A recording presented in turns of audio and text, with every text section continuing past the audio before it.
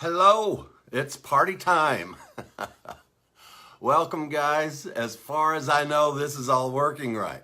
So it says live in red right there. So we're going to go with what it's saying. Thank you guys so much for joining us tonight right here from Oak Ridge, Tennessee. We're actually a little bit outside of Oak Ridge, Tennessee, but when you get into these small towns in East Tennessee, you guys would be wondering, where in the world? So we just say Oak Ridge, Tennessee, because it's just a short drive there. And that's where my sister owned a real estate company for most of her life, her adult life. And Oak Ridge, of course, has quite the history behind it. My brother and my sister-in-law just left a few minutes ago, brought us over some Christmas dinner. They're just amazing. We really couldn't say too much about Gary and Helen. Thank you guys so much, and Donna and all of my family that puts effort into making this job go as easy as it possibly can. And it's hard to even refer to it as a job. It's something that I love doing, and that's being here with my sister. She really is an amazing human being. Did you get to hear the Powercast last week? If you didn't, I want to really encourage you to go to your mail. If you're not on the mailing list, you won't know whether or not you have received, whether or not the Powercast has been broadcast or not. But if you're on the email list, then you will be notified the moment that it is published. So make sure you're on that list, and then you'll get a notification. We just started on the book of Hebrews. What a good time. We've had such incredible comments, and it looks like, goodness, George Howell is watching. Goodness, there's Rick Bradshaw. And so, hey, thanks, guys, so much for letting me know that I'm actually on here. I'm doing this, winging it all by myself. So we've started in the book of Hebrews, and I want to kind of follow on these little 15, 20-minute sessions in what we're doing. I want to kind of follow or track what we're doing there, because this is going to be one of the most powerful times of the gospel revolution. Most of you know that 20 years ago, I taught on the book of Hebrews. It was a pivotal moment 20 years ago, and it is going to be a pivotal moment once again for the gospel revolution and the gospel, and informing and helping Christianity understand the reality of this incredible gospel. That it doesn't need help, it doesn't need assistance, it needs no one's denomination or non-denomination to cause it to be what it is. It is what it is because it's truth. And one thing we've learned about truth is the way you determine truth. One of the ways, and I think the most accurate way to determine truth, is if it is applicable to everyone, regardless of who, where, what from, who did, who didn't. There is a truth that governs everyone, just like gravity. The gospel is just like gravity. You can't choose to not be a part of gravity. You can't choose not to be a part of that, unless you get on a rocket ship and escape the power of gravity. But for those of us here on Earth, gravity is not something we can make a conscious choice of and not be a part of gravity. You are a part of the gospel. Oh my goodness, it does my heart so good to tell the world entirely and completely that you are a part of the gospel. The gospel is good news, and that good news, it's time that it really gets out to the planet.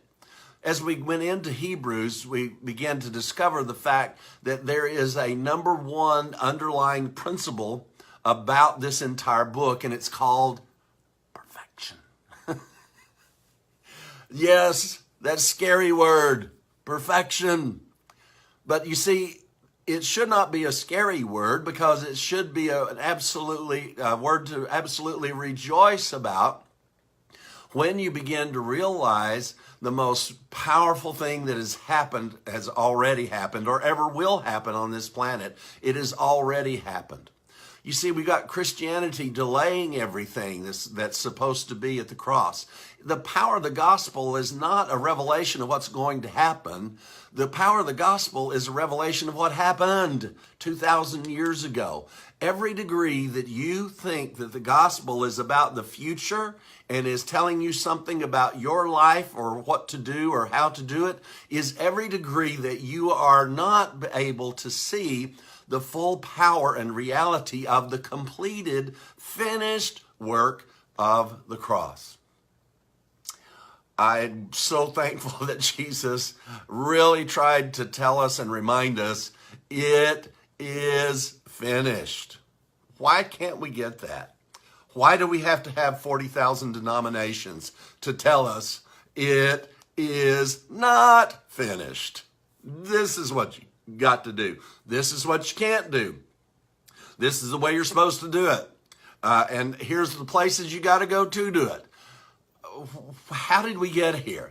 Well, it's a long, confusing trail, but I can tell you one thing, that my cohort in crime with Donald Beresford Bartlett has gone into a great deal of history and is helping us understand how we got into this contorted mess that we are in. But I can tell you there is a way out, and there is a way to understand. When we look at the book of Hebrews, the writer of the book of Hebrews is trying to let us understand that compared to Moses, compared to angels, compared to the first covenant, compared to the law, compared to the priesthood, compared to angels, compared to everything, something now has happened that is perfect. You see, even the angels weren't perfect. Now, were they? If they were perfect, how could a third of them have fallen into rebellion and been cast out of heaven? You see, angels weren't perfect. But the book of Hebrews declares you and this covenant and its priesthood to be perfect. Now, let me tell you something. That's not how the book of Genesis starts. In the beginning, God created, and it goes down the whole list. You can read it for yourself. Do you know there's not one time it says, and God said, it was perfect. God said, it's good. It's good. Now, if you do a quick search on the word good, one thing that's always beneficial is to see where else it is listed.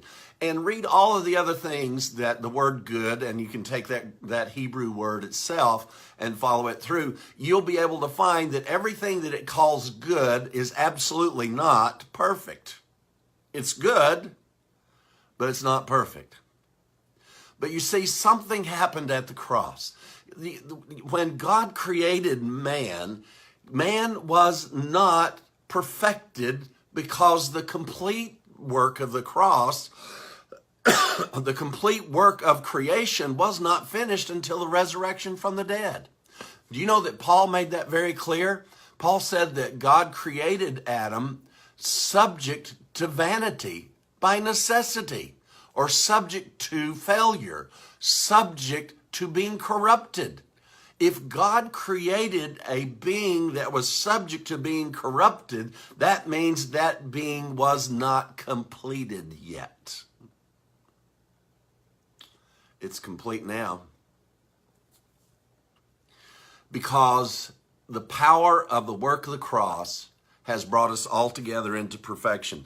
Let me read just one of these many verses out of Hebrews about this subject of perfection. It's found in Hebrews chapter 11, verse 39 and 40.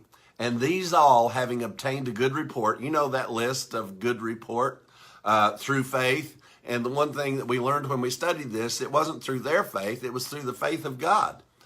But even the God's faith did not cause what they did to be perfect. They got a good report through faith. They did not receive the promise.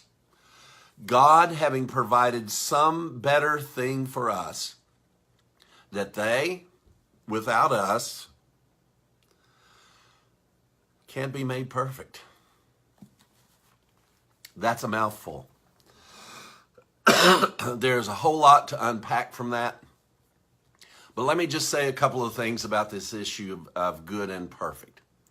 When God created everything, it was good, but subject to vanity, even as the Apostle Paul explained to us.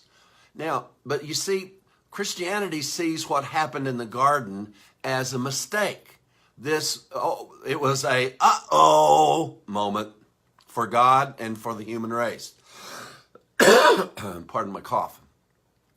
But this, according to Paul's teachings also, was not an uh-oh moment. In fact, Paul says that it was all planned out before the foundation of the world. Before God ever created anything, he created the final event, which was the cross, to perfect all of his creation. That is the power of God that was at work.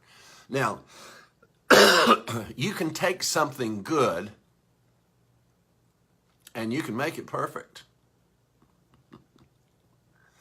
But if something is perfect, it can never be good again.